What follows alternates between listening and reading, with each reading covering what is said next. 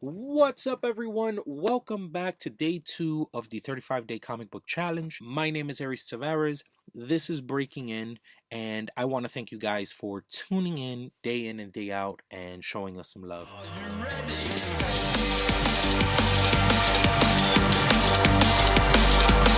Let's go. Today's topics, there's two that I want to tackle. The first being Artbloc. Artbloc is the most dreaded thing in the art world, and it does not matter how great of an artist you are. It does not matter how experienced you are. Every single artist in the world experiences Artbloc. That usually leads to the second topic that I want to tackle, which is procrastination. So Artbloc, techniques that I like to use in order to get over Artbloc. First of all, reinforcing what we spoke about yesterday, consistency. I try to make it a practice to get up early every day, regardless of if I have work to do, regardless if I have a project, if I have a deadline. I try to get up early every day and get to the desk as fast as possible, because that is going to guarantee me, at the very least, that I am in a position to do the work that I need to do. Secondly, for days that I am absolutely useless artistically, one of the things that I like to do to set myself up for future successes, I keep a transit sketchbook. A sketchbook that is specifically for me when I'm on the train. And what I do in that sketchbook is I draw poses, I draw ideas, but I don't finish them. The reason I don't finish them is specifically for the days that I am feeling like Artbloc is imminent. Because if I have a baseline for something to work on, then I no longer have to think. I can just work. Usually after putting an hour in on a sketch that I have already started, that was already set up for me, I'm warmed up, I'm loosened up, and that daily Artbloc gets shaken a little loose, and it makes it a little easier for me to do the things that I need to do in order to get the work done. Secondly, if that is not an option, if for whatever reason my transit sketchbook is not available to me, if I cannot shake it loose, like even if working on an unfinished drawing isn't the thing that stretches my art muscles out, then I move to another practice, which is either I practice my color theory by pulling up an artist who I love.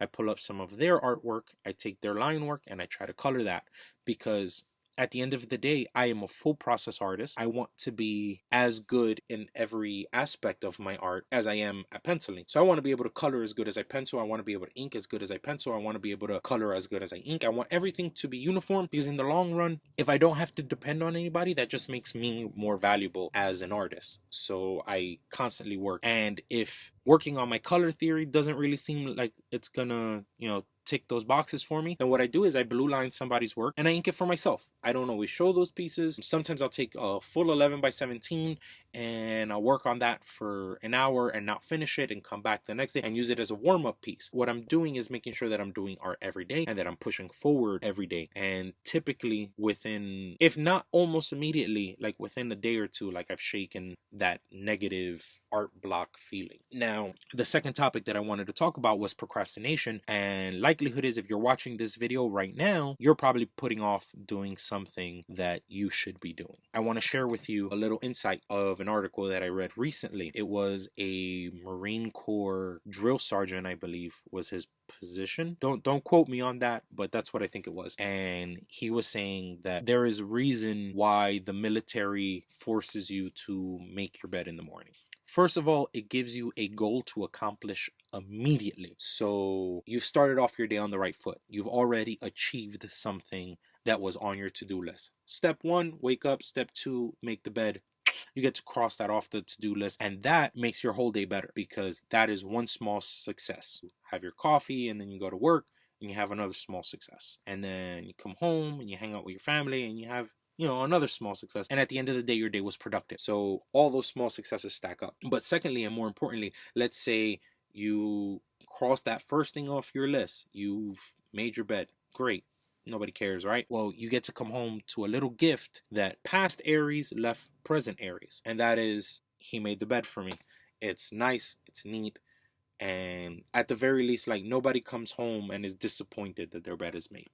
It doesn't hurt, it only helps. So I want you guys to keep that in mind. Keep a to-do list and make sure you don't just write the major things down, but make sure you write down everything that you need to do and cross them off as you go off. Even if it's a mental list, having that day-by-day to-do list keeps you on the rails keeps you moving towards a goal. And at the end of the day, whether it's an inch, whether it's a mile, a win is a win. Growth in any amount is positive. There's no such thing as retroactive growth. You can't grow backwards. You can only grow forward, upward, however you want to consider it. Also, in regards to the art block thing, other things that I like to do aside from inking, coloring, or finishing an unfinished sketch, I like to practice my accuracy by drawing exclusively from reference in these points. I am someone who prides themselves on their ability to make it up. I have always been able to draw the things that I want to draw from my head with as little reference as possible, although my work is always better when I reference, and I don't want to discourage anyone from referencing, but I'm one of these people who thinks I should be able to draw everything, and if I can't draw it, I should be able to figure out how to draw it, which is why I like to draw from memory versus referencing every little thing. Also, I feel like when you over reference, things start to lose a little bit of energy. I'm not a big fan of like hyper reality in comics. I think comics are a form of escapism, like a movie, and when things appear too real as an artist, I'm limiting myself by reality, because then I start to think within the confines of that reality, and my work is always better when my imagination is completely open and I can just go in those moments where I'm second guessing myself, where I'm second guessing my abilities. That's a great time to pull up a photo of someone, to pull up a photo of a car, to pull up a photo of a phone, to pull up a photo of, you know, random objects, and try to draw those things as accurately as possible, because what you're doing in that situation is you're working on your hand-eye coordination, you're working on your artistic eye. That again is only going to service you, it's only going to move you forward. When all else fails, I fall back on practicing my anatomy.